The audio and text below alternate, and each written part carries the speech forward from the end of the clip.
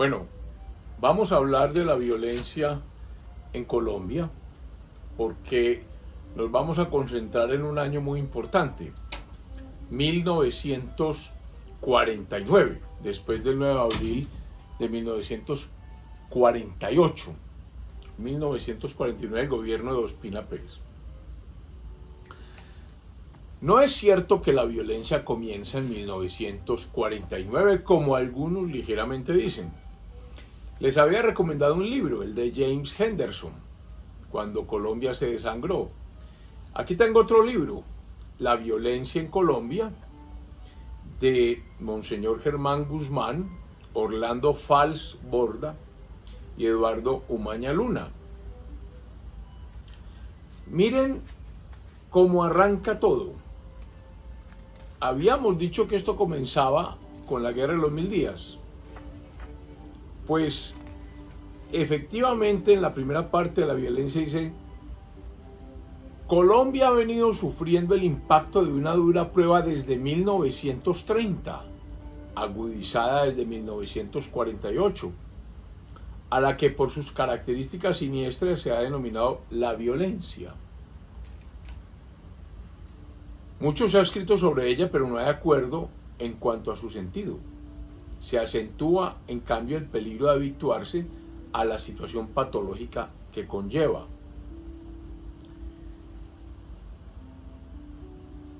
De todos modos, más adelante, a través del inmenso acervo de datos que fueron confrontados para la presente obra, primer ensayo de relato e interpretación, puede evidenciarse que no se entendería la violencia sin adentrarse en los detalles de algunos antecedentes históricos inmediatos. Los mediatos se pierden en la historia de los partidos políticos y otras instituciones colombianas, cuyas fechas clave son 1930 y la etapa conflictiva que inició, el 7 de agosto de 1946 con el cambio de gobierno y el 9 de abril de 1948 con la muerte de Jorge Eliezer Gaitán. Indudablemente 1948 es un momento importante, al igual que 1946 cuando cambia de gobierno, pero también 1930. Y entonces sobre la etapa conflictiva del 30, de la que poco nos hablan, dice: los acontecimientos cruentos del año de 1930 se circunscriben geográficamente a la zona de Santanderes y Boyacá, con resonancias en Cundinamarca, Antioquia y algunos lugares del occidente de Caldas.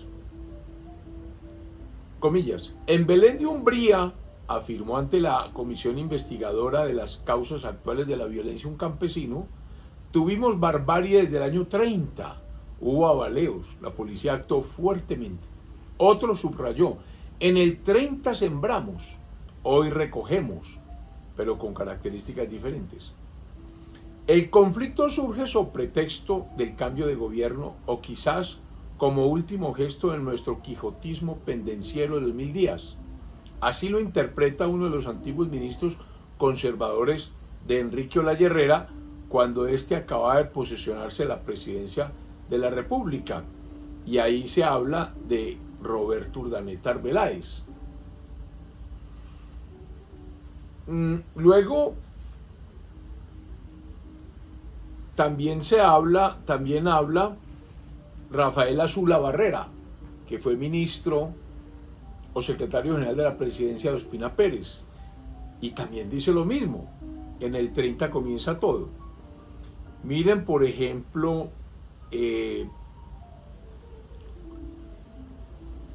Urdaneta Arbeláez, lo que dice, y otro, Max Grillo liberal, describe el panorama del país en mayo del 34, terminando el gobierno de Olaya, comenzando el de López Pumarejo. Apenas transcurre días sin que los periódicos den cuenta de un crimen horrendo. Lo más doloroso es que la sociedad parece haberse familiarizado con la producción en serie del crimen. Nadie se impresiona ante el atentado criminal. Asesinatos en que los bandidos ultiman a familias enteras, ancianos y niños.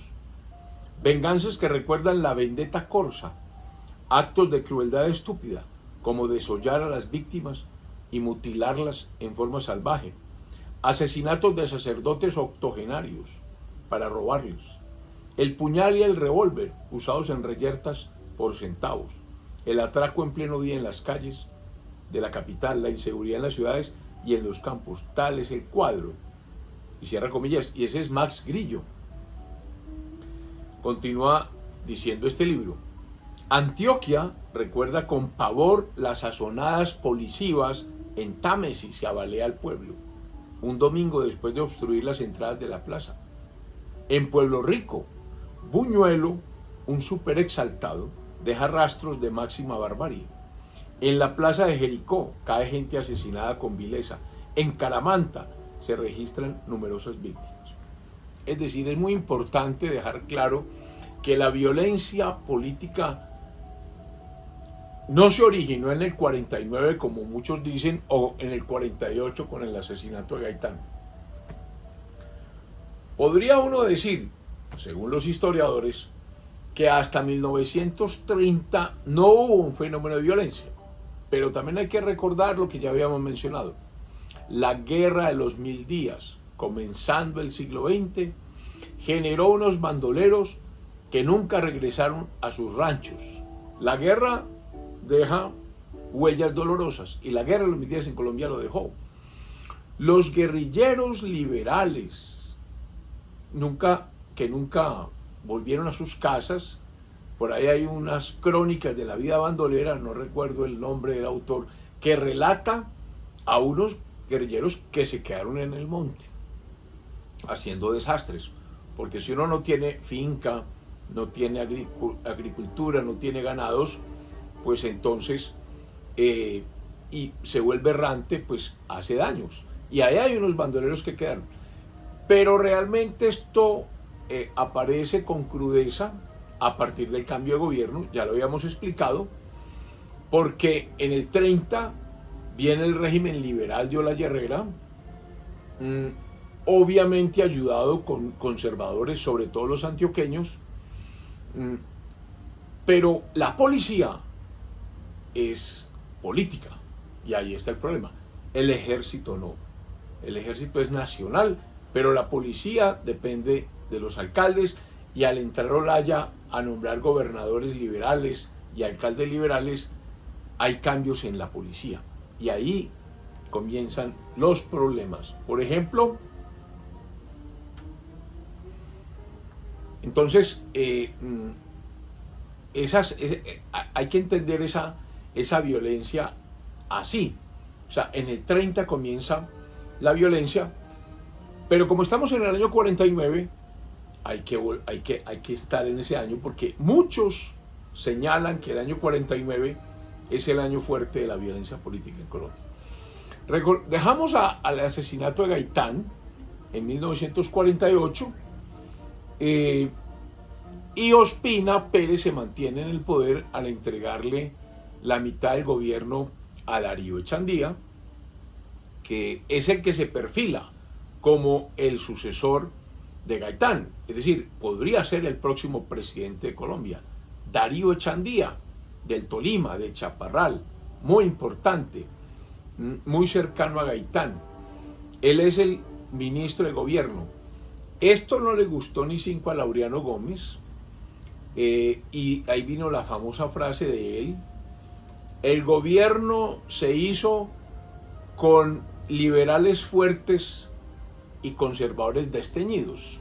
Liberales fuertes, Echandía; conservadores desteñidos, los demás. Aquí ya hay una separación a partir del 9 de abril del 48 entre Mariano Ospina Pérez y Laureano Gómez Castro. Aquí empieza la gran división del conservatismo por muchos años, y yo creo que aún se mantiene esa división a pesar de los diferentes intentos de reconciliación. Lo cierto del caso es que el gobierno de Ospina es Ospina tiene un carácter más conciliador, distinto al de Laureano. Recordemos quiénes son los políticos del momento. Están Laureano Gómez, que prácticamente le abrió la puerta a Mariano Ospina Pérez para llegar al poder en el 46. Está Guillermo León Valencia. Laureano, aunque es bogotano, tiene orígenes santanderianos. Guillermo León Valencia de Popayán, su padre Guillermo Valencia, que fue candidato presidencial en el 30. Gilberto Alzate Avendaño, originario de Manizales, pero de familia antioqueña, Marinillos.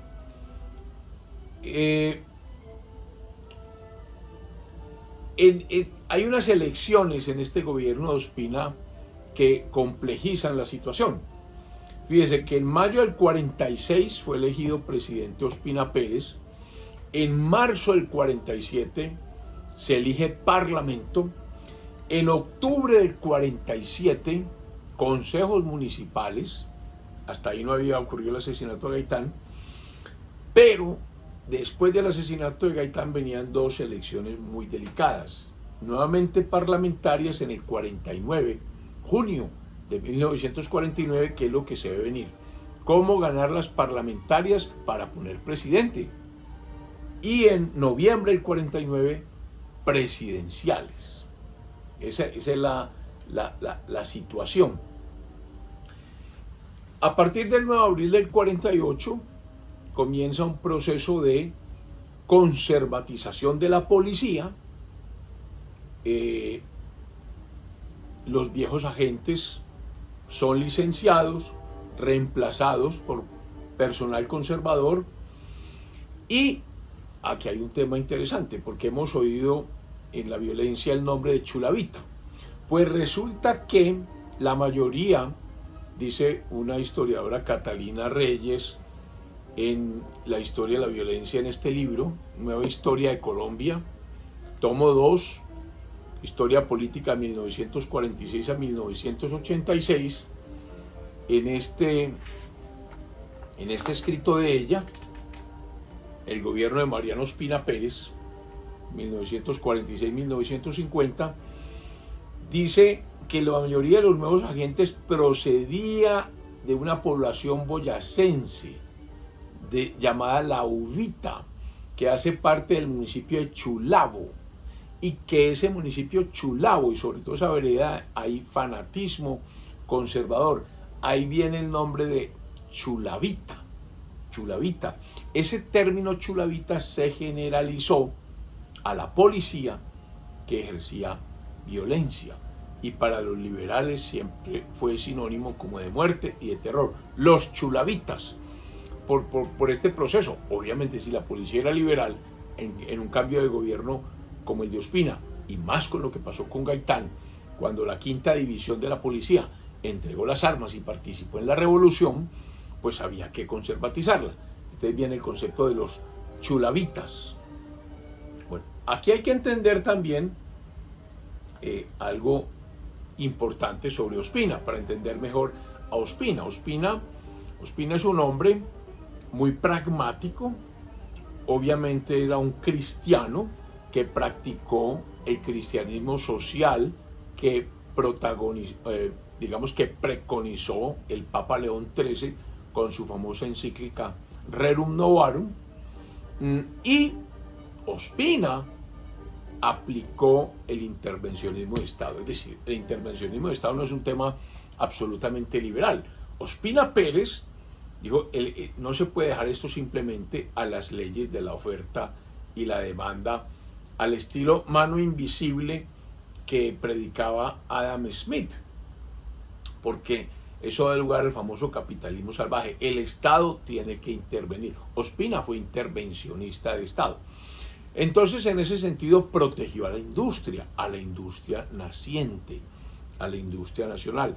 Y eso hizo que tuviese un forcejeo con los comerciantes, porque el comerciante tiene la tendencia a importar productos porque son más baratos, porque la industria extranjera está mejor desarrollada, para venderlos. El comerciante compra barato y vende, pues no caro, pero ahí está su rentabilidad.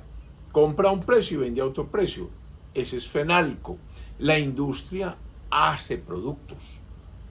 Entonces había que proteger la industria y eso lleva a un forcejeo entre Andi y Fenalco, Asociación Nacional de Industriales y Fenalco. Entonces, Ospina crea esa forcejeo con Fenalco, con la SAC, la Sociedad de Agricultores de Colombia, y con los exportadores de café, que les interesa menos intervencionismo. Por eso, Ospina prohíbe y restringe importaciones solamente para lo necesario, y hay un fomento a la producción de materias primas. Ahí hay una intervención. Ospina intentó tecnificar la agricultura y generación de energía. La energía es la forma de que algo, la energía la necesitan las empresas, y la mejor forma es energía limpia, las hidroeléctricas, las grandes centrales hidroeléctricas. Ospina entonces logró que en Cundinamarca se construyeran las represas del Cisga, las represas del Neusa. En el Tolima, que hoy es una zona de amplia o de gran producción agroindustrial, hizo unos distritos de riego, manejando en las aguas. Allá está el río Magdalena y hay unos ríos muy importantes, el río Saldaña, el río Coello, el río Necio. Pues hizo unos distritos de riego allí. Ospina creó y reglamentó el seguro social. Cuando Ospina llega, ¿quién maneja el sindicalismo? La CTC, la Confederación de Trabajadores de Colombia. La CTC, muy manejada por el liberalismo y con, digamos, intervención comunista. Ya el comunismo estaba tratando de hacer escuela en Latinoamérica. Entonces Ospina hace que también nazca con orientación católica la UTC, la Unión de Trabajadores de Colombia, para digamos, dar otra alternativa a los trabajadores, porque la CTC, por su ideología, pues se vuelve más anticlerical. Y como estamos en la época de la implementación de la Rerum Novarum, entonces es conveniente que haya defensa de los trabajadores dentro de una concepción cristiana. Ese es Ospina. Ospina, después del 9 de abril, también ve la importancia de crear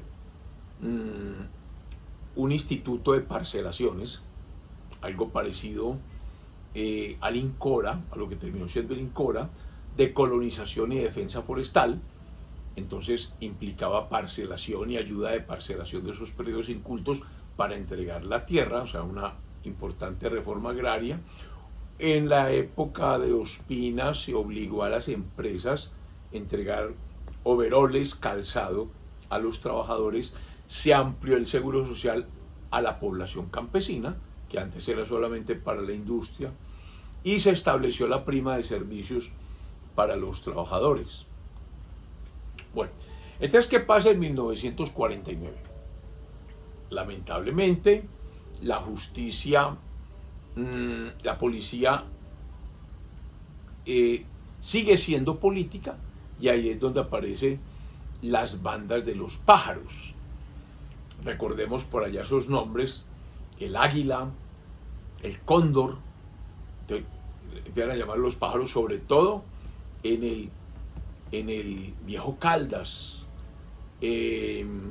Por eso hablamos de la violencia en el suroeste, hablamos de violencia en Pueblo Rico, hablamos de violencia en Támesis, en Jericó, en Caramanta, suroeste antioqueño, y hacia allá está el Viejo Caldas y el norte del valle.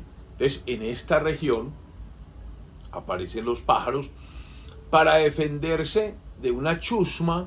La chusma que quedaba la chusma liberal. Esto se vuelve muy complicado. Cuando el Estado no protege, entonces aparentemente el agricultor, el ganadero, se ve en la necesidad de protegerse a sí mismo y van haciendo las autodefensas. Esas autodefensas se llamaron los pájaros en esos momentos, y en algunas partes como que hubo esa unión entre policía chulavita y bandas de pájaros, más el problema de la guerrilla o la chusma liberal. Todo esto agudiza la violencia política en 1949, sobre todo en medio de semejantes contiendas electorales, la elección de Congreso y la elección de presidente de la República, que el Partido Liberal logra aprobar, porque la elección debía ser en 1950, pues la adelantó. Ahí están los problemas.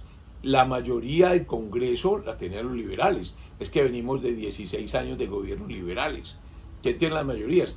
El liberalismo.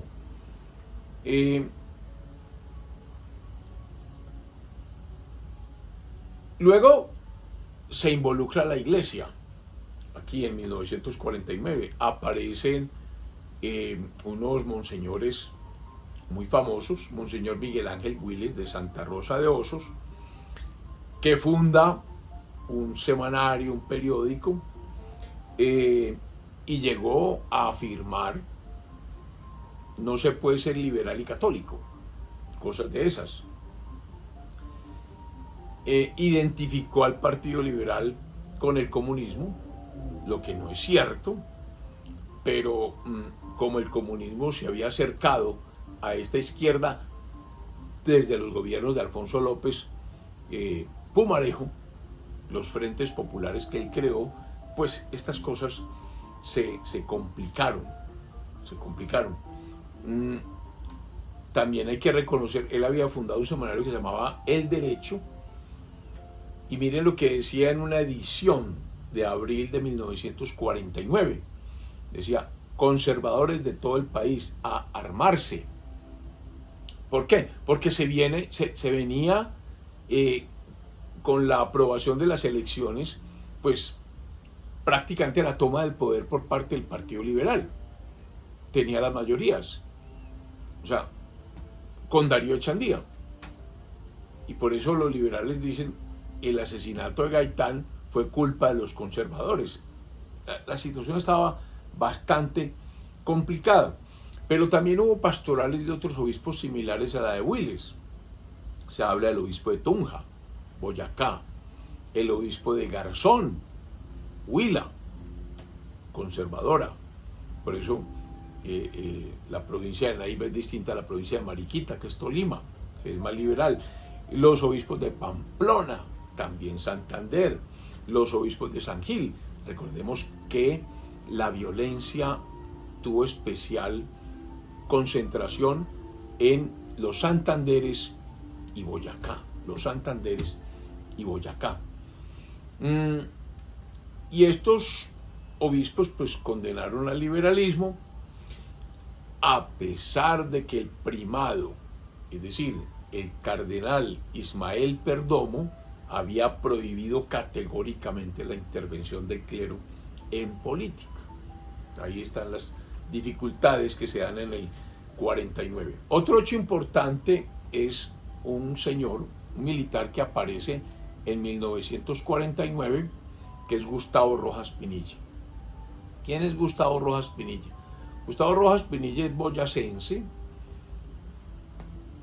Tanto los santanderianos como los boyacenses son muy llamados, les gusta mucho el tema de las armas. Volvamos a hablar, ese tema de la violencia especial en Boyacá y Santander. Gustavo Rojas Pinilla es militar. Fíjense usted que casi todos los militares de Colombia vienen de esa zona, Santander y Boyacá. Gustavo Rojas Pinilla es boyacense. Gustavo Rojas Pinilla tuvo un papel muy importante el 9 de abril de 1948 en Cali. Él defendió la institucionalidad y Mariano Ospina Pérez le guarda un especial afecto y agradecimiento por su labor, entre otras cosas porque empiezan a llegar a Bogotá Fuerzas Armadas de Boyacá, de Cali, de otras partes de Antioquia, para sofocar el 9 de abril, cuyo punto neurálgico es Bogotá. Entonces, también es acusado Rojas de que en Tuluá, en una manifestación que iba a ser el senador Francisco Eladio Ramírez, esa manifestación fue acallada por la tropa, los liberales protestaron por ese hecho, pero Ospina no tomó ninguna medida en agradecimiento a la actuación de Rojas en 1948. Finalmente, el 21 de mayo de 1949, el Partido Liberal se da cuenta que tiene que romper con Ospina para tener vocación de poder. En las elecciones, Rojas Pinilla, que es coronel en Cali, es ascendido por Mariano Ospina Pérez. Ojo con Rojas Pinilla. Rojas Pinilla es ascendido a general y finalmente Ospina Pérez lo nombra comandante general del ejército. Ahí hay una amistad, hay una confianza, hay un agradecimiento mutuo. El presidente Ospina Pérez se va fortaleciendo al tener al comandante general de las fuerzas militares de su lado. Y eso es muy importante por lo que va a ocurrir. Laureano Gómez está en campaña, él quiere ser el presidente para suceder a Ospina Pérez. Entonces regresa el 24 de junio de 1949, llega a Medellín, al Parque Berrío, y da el famoso discurso del basilisco. Y dice: el basilisco era un monstruo que reproducía la cabeza de una especie de animal, de otra la cara, de una distinta los brazos, y los pies de otra cosa deforme, para formar un ser amedrantador y terrible, del cual se decía que mataba con la mirada. Nuestro basilisco camina con pies de confusión y de ingenuidad, con piernas de atropello y de violencia, con un inmenso estómago oligárquico, con pecho de ira, con brazos masónicos y con una pequeña, diminuta cabeza comunista, pero es la cabeza, cierro comillas. Tremendo discurso, porque está diciendo que en el Partido Liberal que quiere llegar al poder, Darío Echandía, que era masón, había una alianza con los comunistas, una pequeña, diminuta cabeza comunista, pero que es la cabeza. Allá va Laureano Gómez polarizando para él llegar al poder. El Congreso entonces, como habíamos dicho, aprueba el anticipo de elecciones. Los conservadores se opusieron, pero fue aprobado porque tenía la mayoría liberal. El presidente objetó, hace la objeción por inconveniencia, pero el Congreso, como tenía la mayoría, rechazó esa objeción. Entonces se aprueba la ley, va a la Corte. La Corte estaba dividida entre liberales y conservadores, pero la mayoría eran liberales, 16 años de gobierno, y entonces rechazan las objeciones, dice que el trámite fue constitucional. En esa época no había Corte Constitucional y no hay nada que hacer. Hay elecciones en septiembre de 1949, pero las cosas se crispan. Hay una balacera en el Congreso, las gentes van armadas, se da el famoso hecho en que un representante liberal de nombre Gustavo Jiménez se ensarza en una discusión dura, personal, violenta, con un representante conservador de apellido Castillo y Sasa. Desenfundan los revólveres, todo el mundo dispara, el famoso doctor Jorge Soto del Corral cae herido, primero queda inválido, después como consecuencia de esas heridas muere. Ante esa situación tan compleja, el presidente Mariano Ospina Pérez dice: yo propongo que el próximo periodo presidencial del 50 al 54 lo manejemos entre los dos partidos, que hayan dos liberales, dos conservadores y que se alternen en el poder. Fíjense que está ya visualizando lo que se llamó el Frente Nacional. Obviamente Laureano Gómez se opone, él no dice que no va a abandonar su candidatura presidencial, y el Partido Liberal también se divide. Carlos Lleras Restrepo apoya las ideas de Ospina, pero Alfonso López Pumarejo ataca las ideas de Ospina. Las cosas se complican y se da un hecho muy complicado. Los pájaros allá en el norte del valle masacran 24 liberales que están en sus oficinas, 28 de octubre de 1949, y entonces el país está en medio de la violencia. El registrador nacional es Eduardo Caballero Calderón, el del diario de Tipacoque, el Cristo de espaldas, Siervo sin tierra. Todo esto lo escribió en medio de la violencia y dijo el 24 de octubre que era él el registrador.